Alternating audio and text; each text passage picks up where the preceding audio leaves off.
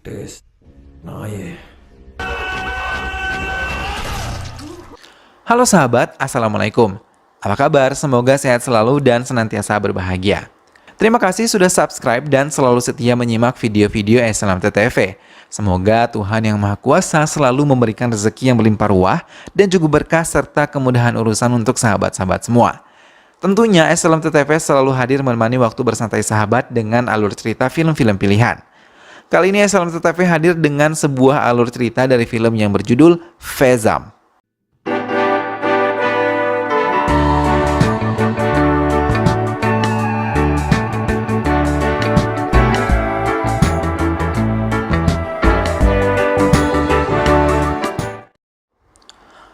Beberapa mobil polisi dan mobil pejabat setempat mendatangi area pegunungan Nilagiri. Sebuah pembunuhan terjadi dan kali ini korbannya adalah China, putri dari Menteri Kehutanan Mariapan. Semua petugas termasuk menteri yang mendekati tubuh korban yang sudah tidak bernyawa bahkan hampir membusuk. Pihak keluarga tampak terpukul kehilangan China. 17 Oktober 2014. Asok mengendarai sepeda motornya bersama kekasihnya melewati pegunungan Nilagiri yang masih asri. Mereka singgah ke sebuah warung kecil dan seorang penjaga warung memperingatkan mereka untuk berhati-hati karena banyak terjadi pembunuhan yang diduga dilakukan oleh pembunuh psikopat. Namun Lena yang ingin memperingati ulang tahunnya di puncak pegunungan tetap bersikeras untuk tetap merayakan ulang tahunnya. Setelah puas menikmati pemandangan dari puncak pegunungan, Lena memutuskan untuk kembali ke kediaman mereka. Namun, di tengah perjalanan sepeda motor mereka dihadang sebuah mobil yang parkir menghalangi laju perjalanan mereka. Asok memeriksa mobil tersebut dan meninggalkan Lena di dekat sepeda motornya. Ia memindahkan mobil tersebut di tempat yang benar hingga mereka bisa melanjutkan perjalanan. Namun Asok terkejut ketika melihat dari spion dalam mobil tersebut ia tidak melihat Lena di dekat sepeda motornya. Ia mencari gadisnya, namun satu hantaman tepat mengenai kepalanya hingga membuatnya terhuyung dan terjatuh. Asok selamat dari kejadian itu, namun tidak dengan Lena. Peristiwa itu belum bisa dilupakan oleh Asok. Terkadang Asok menjerit bila terbangun dari tidur dan teringat peristiwa menyakitkan itu. 5 tahun kemudian di Coimbatore, Asok telah mendapatkan pekerjaan baik dan tinggal bersama kakak perempuannya setelah peristiwa menyakitkan itu terjadi. Walau 5 tahun berlalu, ia tetap mencari dan menyelidiki pembunuh Lena dari suara ancaman yang ia dapat. Kakak perempuannya terus mencoba menghibur Asok untuk bisa melupakan semuanya. Ia hanya ingin melihat Asok bahagia, bahkan mereka berniat mencarikan jodoh untuk Asok, tapi selalu ditolak oleh Asok. Ia hanya beralasan belum bisa sepenuhnya melupakan Lena yang selama ini selalu menemani hidupnya. Walau 5 tahun berlalu, Asok masih sering mendatangi makam di mana Lena dikuburkan. Kali ini ia bertemu dengan Francisco yang merupakan sepupu Lena sekaligus inspektur polisi yang membantunya menyelidiki kematian Lena. Franz, nama akrab untuk Francisco, meminta Asok kembali ke Oti, kota Asok tinggal dulu. Asok kali ini berkenalan dengan Preti, sahabat Kartik yang datang mengunjunginya bersama dengan Divya. Preti merasa tertarik pada sikap diam Asok yang menurutnya menarik. Asok selalu menghindari Preti, Divya maupun Kartik. Sementara itu, detektif yang mengurusi kasus kematian Lena mengundurkan diri karena ia benar-benar menemukan jalan buntu. Walaupun ia sudah mengumpulkan beberapa data tentang kematian beberapa warga yang diduga dilakukan oleh psikopat yang sama karena di bagian lengan sebelah kanan selalu dituliskan huruf X oleh si pelaku. Asok terdiam dan ia tidak bisa membayangkan betapa sakitnya Lena mendapatkan tanda X yang diberikan oleh pembunuhnya tersebut. Preti mendapatkan cerita dari Kartik mengenai Asok dan juga Lena mulai tertarik untuk menuliskannya ke sebuah novel, karena ia adalah seorang penulis novel. Preti mencoba mendekati Asok untuk meminta izin pada Asok mengangkat ceritanya. Mendengar hal itu, Asok menjadi tersinggung. Preti mencoba menasihatinya dan mengajak Asok untuk move on dari masa lalunya 5 tahun lalu.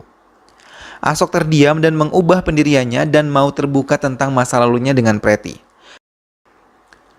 Asok memutuskan untuk kembali memasuki pegunungan Nilagiri. Saat di warung kecil, ia mencurigai seorang tunawicara yang ada di warung tersebut. Ia mengikutinya hingga tiba di sebuah rumah yang berada jauh di pelosok hutan. Asok yang tengah menyelinap tiba-tiba dipukul di bagian belakang dan ditutup wajahnya menggunakan sarung. Mereka akhirnya berkelahi dan saudara laki-laki pemuda itu datang dan membantunya. Eddie yang melihat Ashok sedikit terkejut dan ia berkata kalau ia menyesal tidak menghabisi Ashok bersamaan dengan Lena 5 tahun yang lalu. Ashok pun merasa mereka adalah pembunuhnya ketika mendengar Eddie berbicara. Namun Ashok yang telah mempersiapkan diri mampu menghadapi mereka. Ashok menarik tubuh Eddie, kakak laki-laki, saat adiknya pingsan. Kemudian Ashok mengikat pemuda tunarungu itu dan di hadapan Eddie ia menghabisi adik laki-lakinya. Tes. Naye. Eddie menjerit dan mengatakan ia diminta oleh seorang bernama Cassie dan mereka diberi imbalan 5 lakhs untuk melakukan hal tersebut.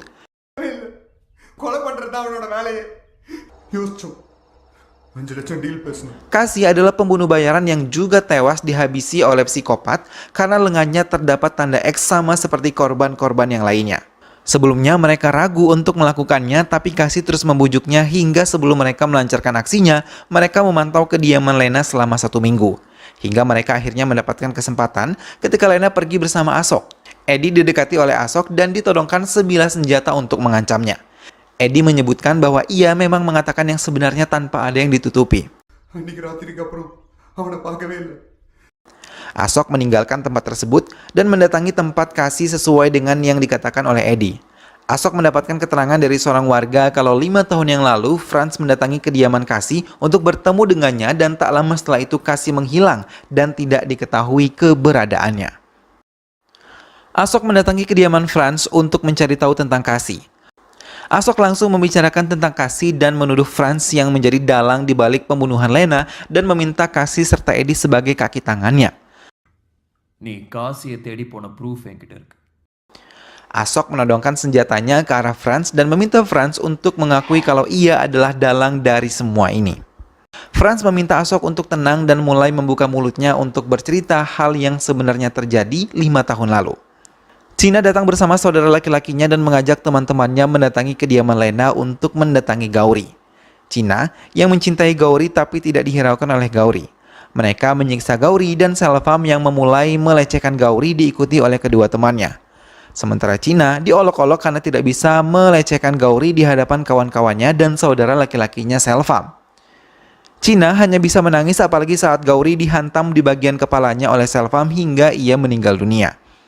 Mereka pergi meninggalkan Gauri begitu saja. China yang merasa terhina karena olok-olokan teman dan saudara laki-lakinya, ia menenggak banyak minuman beralkohol dan mendatangi Gauri lagi. Ia merekam aksinya melecehkan Gauri. Namun saat tengah melakukan aksinya, tiba-tiba Lena datang dan langsung terkejut melihat Gauri dalam kondisi memprihatinkan. Lena yang melihat China memegang sebilah besi langsung menghantam China dengan sekuat tenaga hingga tewas dan tubuhnya berlumuran darah. Karena panik, ia menelpon Franz dan meminta bantuannya. Franz memilih menggunakan desas-desus kematian yang disebabkan oleh psikopat untuk menutupi agar Lena tidak dicurigai. Mereka membuang mayat China ke hutan dan berusaha tidak memberitahu Ashok. Franz memilih diam karena ia tahu bagaimana kejamnya Mariapan dan telah banyak menghabisi orang untuk menjabat menjadi menteri hingga sekarang. Franz yang diberi wewenang untuk menyelidiki kematian China menggunakan kesempatan itu untuk menyadap semua pembicaraan yang dilakukan oleh menteri dan juga putrinya Selvam.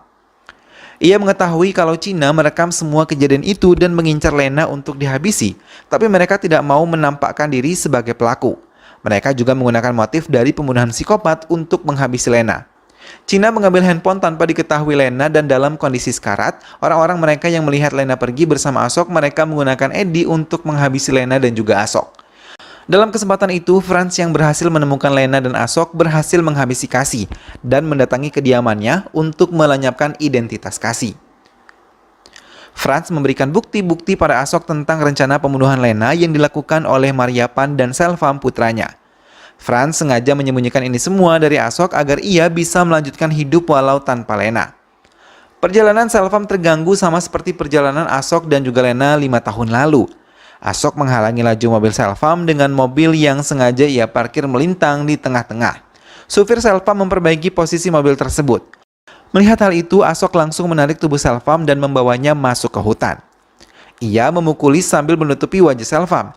Namun Selvam berhasil membuka penutup wajahnya dan langsung menyerang Ashok hingga mereka pun berkelahi.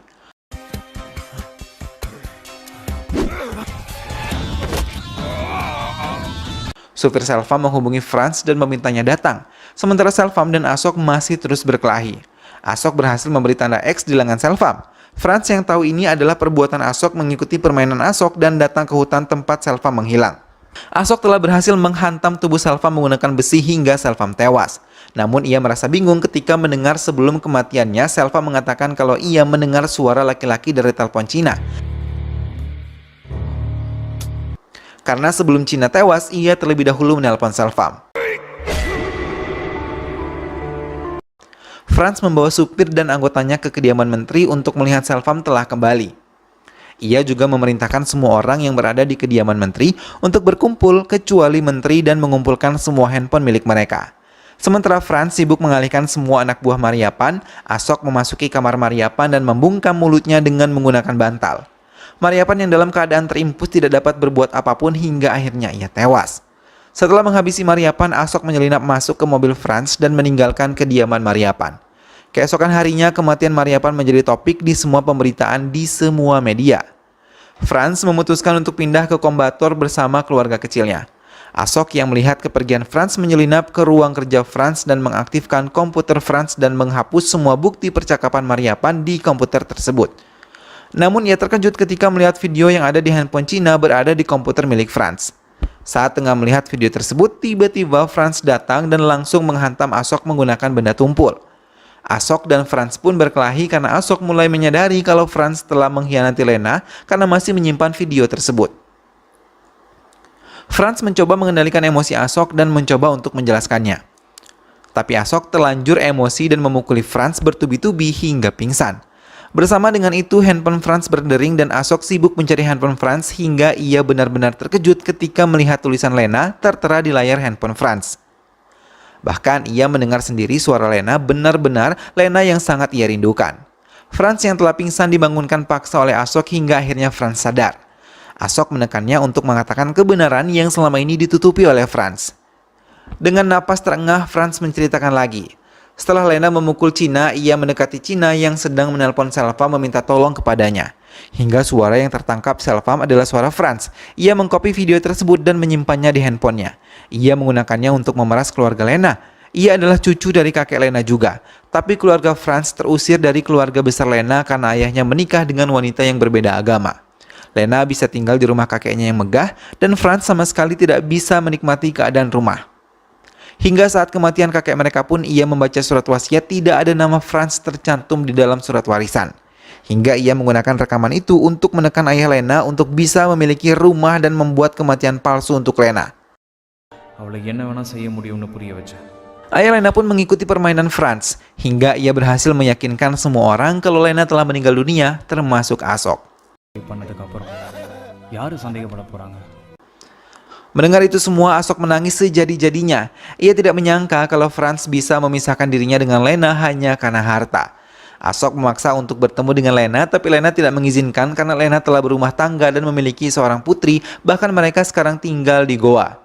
Ia datang ke Oti untuk memperingati kematian Ashok karena ia hanya tahu kalau Ashok juga meninggal dunia. Ashok hanya bisa memperhatikan dari jauh kebahagiaan Lena bersama dengan suaminya.